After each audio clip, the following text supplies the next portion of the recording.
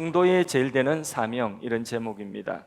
신앙이든 뭐든 삶에 있어서 성공을 하려고 하면 성공하는 사람들은 목표가 분명합니다. 목표가 이것도 하고 저것도 하고 뭐 어떤 것을 할까, 이 사람은 성공할 수가 없습니다. 그래서 무엇을 하든지 신앙이든 삶이든 성공하는 사람은 목표가 딱 정해져 있습니다. 그 목표가 딱 정해져 있고 그 목표가 분명하기 때문에 목표에 따라서 뭘 하느냐, 우선순위를 딱 세워나가는 겁니다. 삶의 우선순위. 그래서 집중하는 거죠. 그래야지 그 목표에 다다를 수 있고 그 목표에 성공할 수가 있는 것입니다. 예수님은 그러면 성공하셨습니까? 이 땅에 오셔서 예수님은 실패하셨습니까? 예수님은 성공하셨죠. 대성공하셨습니다. 예수님이 성공하셨다고 하면 예수님이 이 땅에 오신 목적이 분명할까요? 분명하지 않을까요? 목적이 있어야지 성공과 실패가 있는 거죠. 예수님이 이 땅에 오신 목적이 분명하기 때문에 그 목적을 다 이루신 그게 예수님 성공이거든요. 그게 뭡니까? 예수님이 이 땅에 오신 목적이 뭡니까? 인자에 온 것은 잃어버린 자를 찾아서 구원하시기 위하여서 오시기 위하여 오셨다고 했습니다. 잃어버린 자, 흩어져서 잃어버린 자를 예수님이 오셔서 다 찾아서 잃어버린 자를 다 찾아가지고 구원하시는 그 일이 예수님이 이 땅에 오신 목적입니다. 맞습니까? 이 목적을 예수님은 다 이루셨다는 거죠. 그래서 그런 의미에서 예수님 성공하셨다. 예수님이 오셔서 몇 년을 사셨던, 33년을 사셨던, 30년을 사셨던, 몇 년을 사셨던 예수님이 이 땅에 오신 그 목적, 예수님이 이 땅에 오신 인생의 목적을 예수님은 다 이루셨습니다. 그래서 성공하신 분이십니다.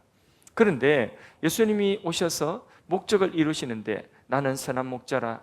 선한 목자는 양들을 위해서 그 잃어버린 양을 찾기 위해서 자기의 목숨을 바친다고 했거든요. 그러니까 예수님께서는 그 목적, 잃어버린 양을 찾는 데에 찾는 방편으로서 어떻게 찾으셨는가, 어떻게 잃어버린 사람들을 다 찾으셨는가, 어떻게 찾으셨죠? 당신이 말씀하신 대로 선한 목자는 잃어버린 자를 찾아 구원하기 위해서 생명을 바친다 했습니다. 십자가에서 당신의 생명을 바쳐서 십자가에서 자기 생명 주실 때에 그 방편으로 잃어버린 자들을 다 찾으신 것입니다. 잃어버린 자를 찾아서 구원하는 그 일을 예수님은 십자가에서 자기 생명 주셔서 자기 생명을 희생함으로 잃어버린 자를 찾아 구원하는 그 일에 성공하신 줄로 믿습니다. 십자가에서 자기 생명 주심으로 우리를 구원하신 것입니다. 그 예수님이 구원받은, 이제 그렇게 다시 회복하여 찾은 구원받은 하나님의 백성들, 구원받은 성도들에게 똑같이 인생의 분명한 목적을 주셨어요. 인생의 제일 되는 사명을 분명히 말씀하셨습니다. 그게 오늘 본문의 내용입니다. 예수님이 제자들에게, 남겨두신 제자들에게 하늘로 올라가시면서 마지막으로 부탁하신 제자들의 사명, 교회의 사명, 오늘 성도의 제일 되는 사명을 주시고 하늘에 오르신 것입니다. 그 사명이 뭐냐? 너희는 온 천하에 다니면서 만민에게 복음을 전하라는 것입니다. 이게 성도의 사명이고 이게 교회의 사명입니다. 예수님의 제자들에게만 주어진 사명이 아니라 제자들이 세우신 교회의 사명이고 오늘 교회에 지체된 우리의 사명인 것입니다. 그러면 이것이 우리 인생의 최고의 사명이라면 그러면 우리의 삶에도 이 분명한 목적 아래, 이 사명 아래에서 뭐가 우선순위가 쫙 세워지는 것입니다. 그래서 성도의 우선순위가 여기서 나와야 되는 것입니다. 그래서 사도 바울도 사도행전 20장 24절 말씀에 나의 달려갈 길과 주 예수께 받은 사명, 하나님의 은혜의 복음을 전가하는 일을 마치려 하면은 내 생명 조금 더 귀한 것으로 여기지 않는다 했습니다. 복음 전하는 일에 자기 생명을 귀한 것으로 여기지 않는다. 생명보다 더 귀한 것이 뭐냐? 바울에게 있어서 복음 전하는 것이었습니다. 다 바쳐도, 생명까지 바쳐도 아깝지 않을 이 일, 이게 우선순위라고 하는 것입니다. 그 사도 바울이 자기의 믿음의 아들 디모데에게 디모데후서 4장 2절에 똑같은 사명을 또 주고 있습니다. 너는 말씀을 전파하라. 때를 얻든지 못 얻든지 말씀을 전파하라. 그렇게 말씀하셨습니다. 때를 얻든지 못 얻든지 너는 말씀을 전하라. 이게 바로 뭐냐면 바울이 믿음의 아들 디모데에게 주신 계속해서 주님이 주신 그 사명을 사도가 받아 사도가 또 디모데에게 또 전하는 것입니다. 하나님이 우리에게 가장 원하시는 귀한 소원도 있다면 바로 이것입니다. 디모데전서 2장 4절 말씀에 하나님은 모든 사람이 다 구원에 이르기를 원하신다. 진리에 이르기를 원하신다. 모든 사람들이, 만천하에 있는 사람들이 다 구원받기를 원하신다. 그게 예수님이 잃어버린 영혼들을 다 찾기를 원하시고 구원하시기를 원하시는 예수님의 소원이고, 이 소원이 사도들의 소원이고, 이 소원이 교회의 소원이고, 오늘 우리 소원이 되어야 되는 줄로 믿습니다. 우리가 바쁜 세상에서 할 일도 많지만 성경은 분명히 우리에게 우선순위를 말씀하고 있습니다. 마가복음 6장 34절에 너희는 먼저 그의 나라와 그의 의를 구하라고 했습니다. 하나님 나라와 하나님의 의를 우선순위로 먼저 구하라. 그래서 교회는요, 뭐 하는 것이 되어야 되느냐? 전도하는 곳이 되어야 되는 것입니다. 교회의 제일 되는 사명, 전도의 사명이다. 복음 전하에서 영혼 살리는 사명이다. 교회에서 1년에 2번 우리 전도잔치를 하지만, 봄, 가을 하지만 언제나 해야 돼요. 언제나. 그런데 특별히 모든 시간마다 우리가 해야 되겠지만, 그러나 특별히 정해놓고 이런 큰 우리가 전도 축제를 하고 사람들을 초대하는 이런 일을 할 때는 온 교인들이 다 함께 힘을 모아야 됩니다.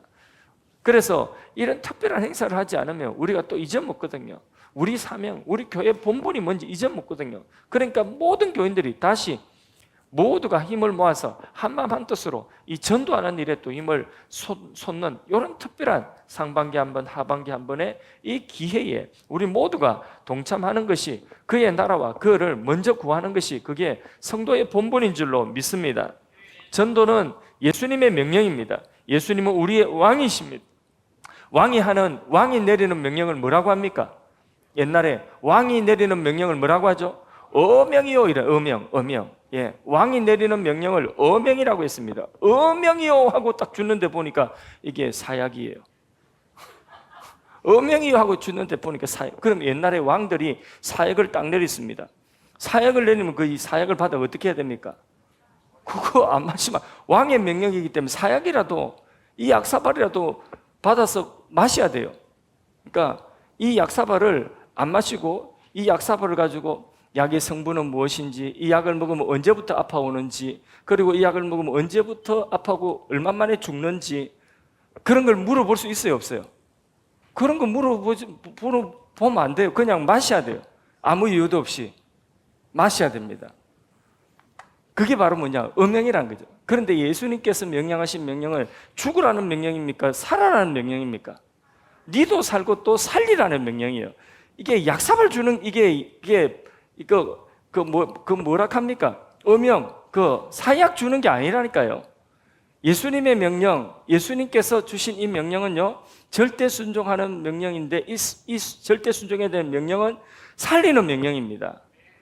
너도 살고 다른 사람도 살리라고 하는 생명의 명령입니다. 할렐루야. 그래서 예수님께서 이 명령을 주실 때에 예전에 어명을 받아가지고 마패를 가지고 다니면서 이렇게 삭각 같은 걸 쓰고 그렇게 다니는 그 사람을 뭐라고 하죠? 암행의사 뒤에는 거기 사복 무술 군졸들이 막 따라다닙니다. 그렇죠? 예전에 암행의사 드라마도 있고 했는데 지금 뭐 그런 게 잘 안 나오는 것 같습니다. 어쨌든 어명을 받아서 우리가 주님의 명령, 왕이신 예수님의 명령 받아서 복음 전하는 일을 하면 천군 천사가 우리를 호위하고 그 복음 전하는 자와 함께하는 줄로 믿습니다. 기적을 경험하고 싶습니까? 복음 전하면 기적 경험합니다. 하나님의 채우시는 은혜를 경험하고 싶습니까? 복음을 전하는 일을 하면 하나님 채우신 은혜를 경험하게 됩니다. 틀림없습니다. 어명을 가지고 나가면 예수님께서 명령하신 이 명령대로 만민에게 복음을 전하고자 하는 이 말씀을 붙들고 나가면 예수님께서 함께 하시고 천군 천사가 함께 하시며 하나님의 역사가 따라오는 줄로 믿습니다. 그게 복음 전하는 것입니다. 교회는 복음 전하는 일을 하면 하나님 교회에 축복하시고 교회에 능력 부어주십니다. 복음 전하는 일을 성도가 하면 하나님은 그 성도를 축복하시고 그 성도의 삶을 풍성하게 하십니다. 그 성도의 삶에 하나님의 권능이 나타나게 하시는 것입니다. 천군과 천사가 함께하는 그 표적이 나타나게 되는 것입니다. 마가복음 16장 15절 16절 다시 한번 보겠습니다. 자, 15절 다시 읽어보겠습니다. 또 이러시되 너희는 온 천하에 다니며 만민에게 복음을 전파하라. 만민에게라고 했으니까 여기저기 가리지 말고 어디든지 전하라는 것입니다. 네가 어디에서 있든지 어느 나라에 어떤 사람들 가운데 있든지 그 만민이에요. 그들에게 뭐 하라고요? 복음을 전하라는 것입니다. 전도하라는 것입니다. 이것이 주님이 주신 명령인 것입니다. 그 다음에 16절 읽어봅니다. 믿고 세례를 받는 사람은 구원을 얻을 것이요 믿지 않는 사람은 정죄를 받아요. 전했는데 믿는 사람은 어떻게 된다고요? 구원받는다. 전했는데 믿지 않는 사람은 정죄를 받아 심판을 면하지 못할 것이다. 그러면 전하는 사람이 얼마나 중요한지 아시겠죠? 전하는 사람이 전할 때에 그 말을 듣고 택한 백성들은 그 전하는 말씀을 듣고 믿게 된다는 것입니다. 전도의 방편을 통해서 사람을 구원하시기를 하나님은 기뻐하신다고 했습니다. 전도 아니면 사람 구원하는 일을 전도의 방편 말고 다른 방편을 주지 않았다고 했습니다. 전도의 방편을 통해서 사람을 구원하시기를 기뻐하신다는 거죠. 그래서 베드로에게 사람 낚는 어부가 된다 했죠. 그 물고기가 그냥 지 혼자 푹 뛰어올라가지고 후라이팬에 팍 올라오는 경우는 없습니다. 물고기가 아무리 물고기가 마음이 좋고 인심이 좋은 물고기라 할지라도 그냥 물속에 있다가 푹 올라가지고 이게 냄비 속으로 훅 들어가가지고 우리 식탁에 올라오는 경우는 없습니다. 물고기가 어떻게 한 마리 한 마리 어떻게 어부가 그물을 던지든지 어부가 낚시를 하든지 그래서 어부의 손에 걸려서 올라오는 겁니다. 어떤 물고기도 한번 가보세요. 어설픈 어부는 가가지고 잡으려고 해도요 안 잡혀요. 물고기 잡히던가요? 안 잡혀요. 예, 그래서 뭐 저는 잡을 생각도 안 합니다. 가가지고 뭐 저는 뭐 낚시할 생각도 아예 안 합니다. 뭐 그거 낚시하러 갔더니 재미도 하나도 없더니 모기만 물고, 예, 가가지고 막 던지는데 막 그 바늘 속에 있는 거 그것만 빼먹고 그 재미가 하나도 없어요. 하나도 없어. 그래가지고 갔더니 한 번은 여기 누군가 가르쳐 주더라고. 이 영종도 꼴뚜기가 많이 잡힌다. 꼴뚜기. 그래서 꼴뚜기 잡히는 꼴뚜기 포인트를 가르쳐 줘서 그래서 낚싯대가 우리 집에 하나가 누가 준 게 있어가지고 그거 하나. 그래 우리 집 아이들 데리고 식구대로 낚싯대 5,000원짜리 그 낚싯점에 사가지고 식구들이 다 동원돼가지고 꼴뚜기가 많이 올라간대. 거기 낚시하러 한번 간 적이 있습니다. 그래서 애들 교육 차원에서 가가지고 있으니까 이게 뭐 넣었다고 하니까 막 우리 식구들 아이들 모두가 다 이게 지렁이만 다 뺏기는 거예요. 다 뺏겨가지고 그래서 내가 이 지렁이 만지는 것도 그것도 어설픈데 막 지렁이를 꼽아 주느라고 재미도 하나도 없고 그래서 따로 떨어져서 저기 보니까 좀 실력 있는 사람들이 수준 있는 사람들이 딱 이렇게 하고 있더라고요. 그래서 뭐 하는 사람이 거기 광어 잡는 광어. 그래서 나도 저기 가야 되겠다 싶어서 애들 두고 거기 가서 광어 잡는다고 나도 거기서 이제 이게 팍 던졌는데 던졌더니 그게 또 내 낚시 바늘이 그 두 사람 바늘을 다 엉클해가지고 그래서 막 욕만 엄청 얻어먹고 그리고는 낚시 그게 떨어져가지고 5,000원짜리 떨어져가지고 못 써가지고 돌아왔습니다. 진짜 재미 하나도 없습니다. 뭐 한다고 이리 나온지 하여튼 물고기는 그냥 안 올릅니다. 물고기는 던져가지고 낚시를 하든지 그물을 던지든지 해가지고 끌어올리는 겁니다. 그러니까 사람도 그냥 구원받는 거 아닙니다. 사람도 이렇게 사람 낚는 어부가 낚시를 던지든 그물을 던지가지고 이게 뭡니까? 전도의 방편이에요. 누군가 전하는 사람이 있어야 듣고 믿는 사람이 있다는 거죠. 근데 여기 보니까 듣는 사람이 있다는 거죠. 듣고 믿는 사람은 구원을 얻을 것이요. 하나님께서는 우리 모든 성도들에게 전도의 이 명령을 하셨어요. 그러니까 어설프더라도 가서 전도하라고 하는 것입니다. 근데 이 전도해서 한 사람이 믿게 되면 그러면 그 한 사람이 믿게 된 그것이 하나님이 기뻐하시는 것이고 하나님이 우리에게 주신 인생의 목적을 성취하는 거예요. 한 사람 구원했으면 그 일에 쓰임받았으면 그것만큼 내 인생이 성공한 겁니다. 그것만큼 내 인생이 복되게 된 것입니다. 풍성하게 된 영원한 상이 거기에 있는 것입니다. 그래서 나를 통해서 누군가가 구원받아 이 놀라운 특권입니다. 정말 귀한 특권인 것입니다. 17절 18절 이렇게 전도하는 사람에게 하나님이 약속하신 약속이 있습니다. 같이 읽어보겠습니다. 믿는 자들에게는 이런 표적이 따르리니 곧 그들이 내 이름으로 귀신을 쫓아내며 새 방언을 말하며 뱀을 집어 올리며 무슨 독을 마실지라도 해를 받지 아니하며 병든 사람에게 손을 얹은 적 나으리라 하시더라. 아멘. 믿는 자에게 표적이 따르다는 거예요. 믿고 나가서 전하는 사람에게, 왕이신 예수님 명령을 따라 전하는 사람에게, 우선순위로 삼고 전하는 사람에게 내 이름으로 귀신을 쫓아내고 새 방언을 말하며 뱀을 집어 올리며 무슨 독을 마실지라도 해를 받지 아니하고 병든 자에게 손 얹으면 병이 낫는 그런 역사가, 그런 따르는 표적이 있다고 분명히 말씀하고 있습니다.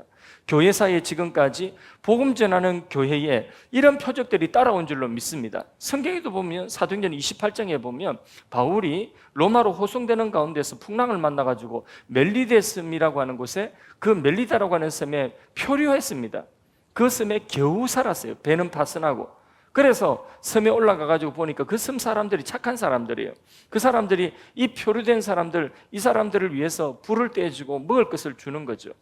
그래서 차가운 물에 있다가 이게 체온이 내려가 있다가 따뜻하게 그렇게 몸을 말리주는데, 그런데 불을 떼는데 장작깨비가 이게 다 돼가지고 바울이 거기 장작깨비를 들고 나무 이게 단을 들고 그 장작을 넣으려고 하는데 보니까, 장작을 넣다고 보니까 그 장작 속에 뭐가 있었습니까?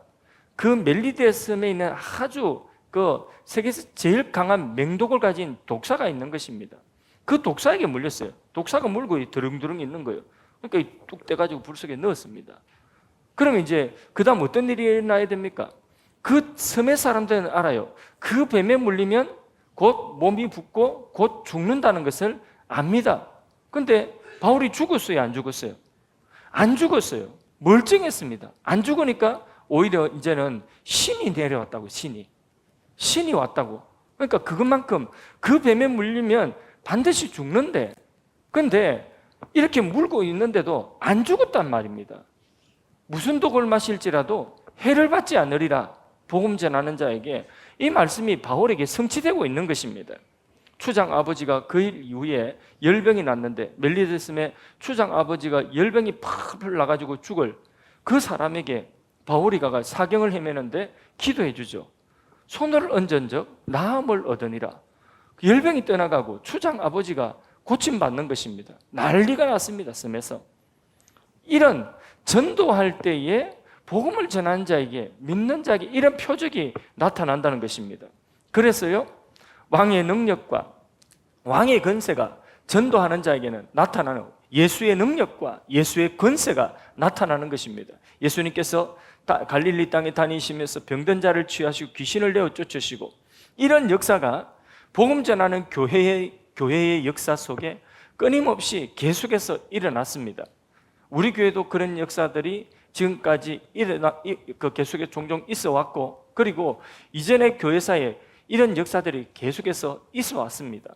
복음을 전하는 곳에 주의 능력과 주의 권세가 함께 표적으로 따라오는 줄로 믿습니다. 오늘날 저출산 시대라고 해서 우리나라의 출산율이 굉장히 심각한 문제로 그렇게 대두되고 있습니다. 혜택을 준다 해도 아기들을 놓지 않습니다. 두 사람이 결혼해서 요즘에 셋 낳았다면 많이 납니다. 그래서 국가에서도 셋 놓으면 셋째부터는 등록금을 다 이렇게 대준다고 합니다. 그래서 셋째부터 등록금을 대준다. 그 좀 셋째가 아니라 셋째를 셋을 낳았으면 첫째, 둘째, 셋째 다 대줘야 되는 거 아닙니까? 그렇죠. 왜 셋째부터 대줍니까? 셋째부터 대주는 겁니까? 다 대주는 겁니까? 셋째부터 다 대줘야 되는 거 아니에요? 셋째부터 대줍니까? 그럼 뭐 속임수가 있는 것 같아요. 다 대줘야지, 그죠? 예. 그러면 첫째부터 대학을 가게 되면 어떻게 됩니까? 첫째도 대주고 둘째도 대주고 셋째도 대주고 이렇게 돼야 되는 거 아니에요? 왜 그렇죠? 왜 셋째부터 대주지? 예? 다 대주겠죠. 다 대줘야지. 그게 맞죠. 다 대준다고 해도 등록금을 첫째도 대줘야 돼요. 대학 가면 셋 이상, 넷 이상 나오면. 그래서 푸른돌 교회 같은 경우에 우리 지난 여름에 왔잖아요. 몇 명이랍니까? 김정은 목사님 8명이라 했어요. 8명. 올해는 또 소식이 없나요? 물어봐야 되겠다. 뭐 한 해 다 다르니까 물어봐야 돼가. 그 작년까지는 하여튼 8명이었는데 그 집의 아이들은 다 이렇게 다 대줍니다. 예, 등록금 다 대줍니다. 다 대준다고 해도 안 놓아요. 그러니까 거의 뭐 집안에 하나씩 이렇게 놓는데 우리 산수만 계산해도 둘이서 결혼해가지고 하나만 놓습니다. 근데 하나도 다 안 놓죠, 그죠? 그러니까 뭐 이렇게 혼자 사는 요즘엔 또 결혼 또 안 하는 비용도 있고, 그러니까 둘이 결혼했는데 하나를 놓으면 그러면 어떻게 되죠? 시간이 지나면 그러면 인구가 어떻게 되는 거죠?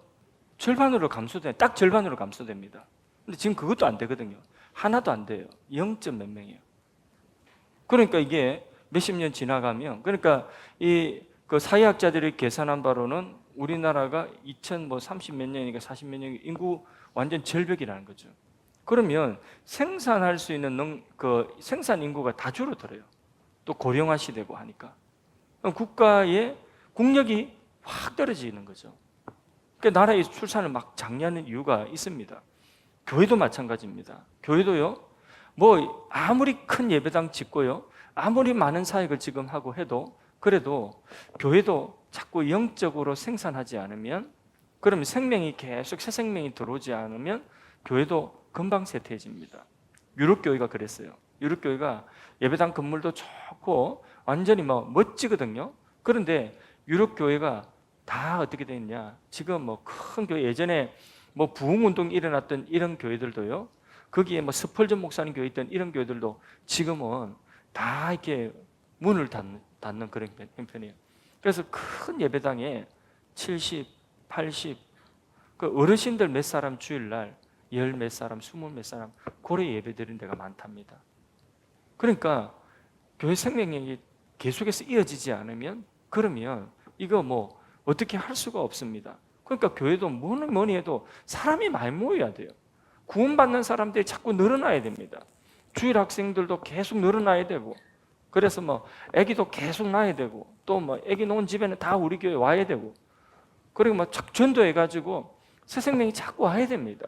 새로 믿는 사람들이 교회에 자꾸 와야 됩니다. 그래야지 이 교회가 그 왕성하게 주의 복음의 사역을 이어 내려갈 수가 있는 것입니다. 그러려고 하면 계속 영적인 생명을 낳아야 돼요. 잉태하고 기도하고 전하고, 그래서 초대하고 와서 거듭나게 하고 생명을 계속 낳는 일을 해야 되는 것입니다. 그래서 영적으로 복음의 대가 끊겨지면 안 되는 겁니다. 교회는 노타리 클럽 아닙니다. 노타리 클럽 알죠? 몰라요. 아버님한테 가서 물어보세요.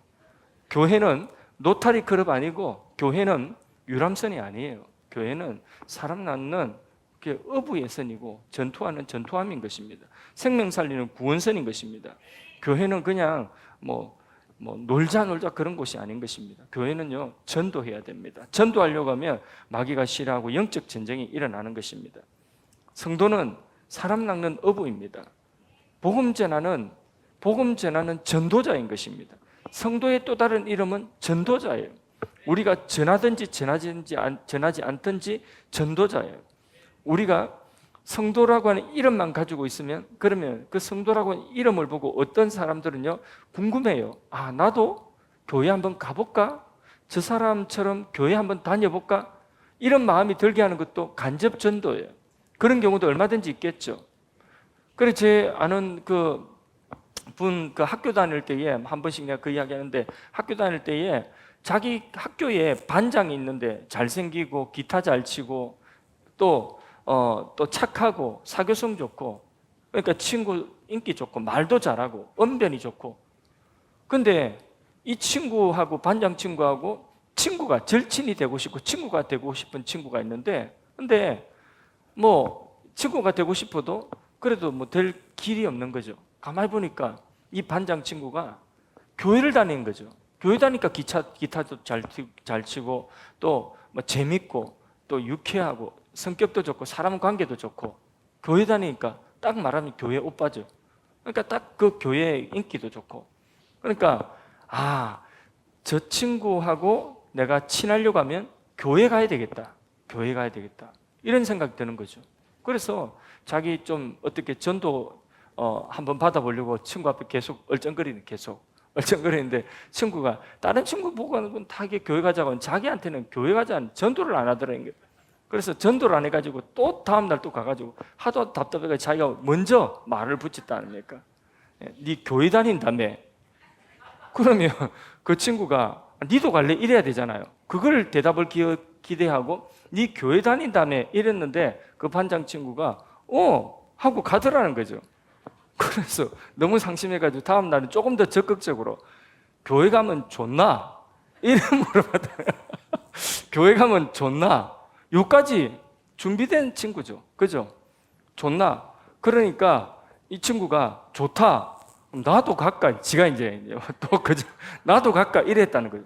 어이구, 니 원래 이래가지고 그때 교회를 따라가고 그 친구하고 절친이 되고 또 이분이 그렇게 교회가 중동부에서 막 찬양도 배우고 기타도 배우고 이러면서 수련회 때 주님 만나고 성령 체험하고 저의 친한 절친 친구 목사가 되었어요. 그러니까 이런 경우도 있는 거죠. 준비된 사람. 그러니까 전하는 사람이 있어야 되는 것입니다. 그러니까 전하는 그것이 얼마나 전하면 어떤 사람은 준비된 사람이 다 있는 것입니다.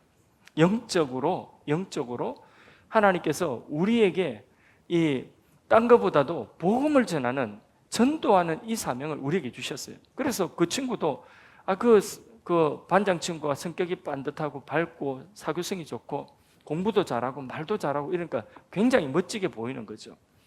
그런 멋지게 보이는데 보니까 그 친구가 교회 다닌다더 열심히 교회 다닌다더라. 그러니까 어떤 사람 그거 보고 나도 교회 가야 되겠다 이런 생각 때문에 그게 전도예요. 성도는 전하든 전하지 않든 성도는 전도자예요. 근데 전도자가 저 사람 다니는 교회 같으면 나 안 간다. 저 사람 천국 간다면 난 천국 안 간다. 차라리 지옥 가지. 이러면 전도를 제대로 못하는 거죠. 그죠? 그러니까 우리는 산 위에 있는 등대와 같이 그게 좋은 영향이든 나쁜 영향이든 어쩔 수 없이 성도는 미치게 돼 있어요. 그래서 말로도 전해야 되고 우리 삶으로 전해. 성도는 뭐라고요? 전도의 사명을 예수님에게 받은 사람이다. 성도는 전도자다. 누구든지 예외 없이 전도자다. 한번 따라 성도는 전도자다.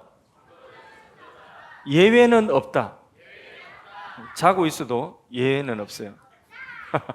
자지만은 예외는 없어요.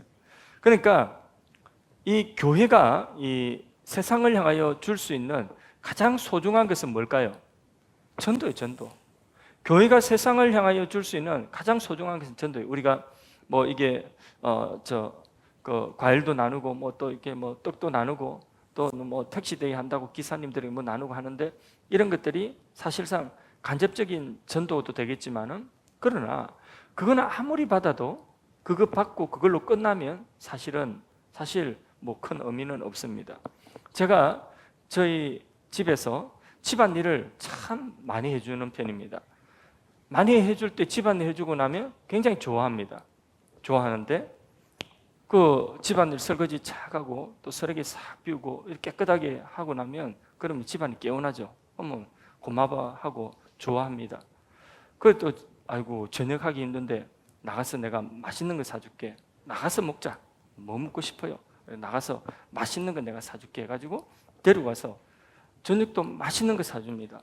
그럼 기분 좋아요.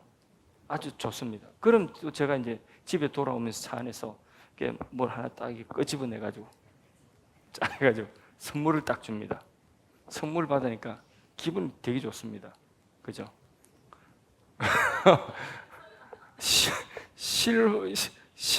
꾸며낸 이야기처럼 그래 들리시는가 본데 반응이 영 거예요. 꾸며낸 이야기처럼 설교 그렇게 선물까지 줬습니다. 기분이 너무 좋습니다. 너무 좋은데 근데 그렇게 기분 좋은 거 그렇게 기쁜 것도 얼마 안 가서 다 잊어먹습니다. 조금 서운한 일 있으면 언제 뭘 해주냐고 그렇게 하죠. 뭐 해준 게 뭐 있냐 이런 마음이 드는 거죠. 다 잊어먹습니다. 아무리 좋은 거 뭐 집을 치워줘도 청소를 해줘도 집을 치워주는 게 청소하고 똑같은 거네.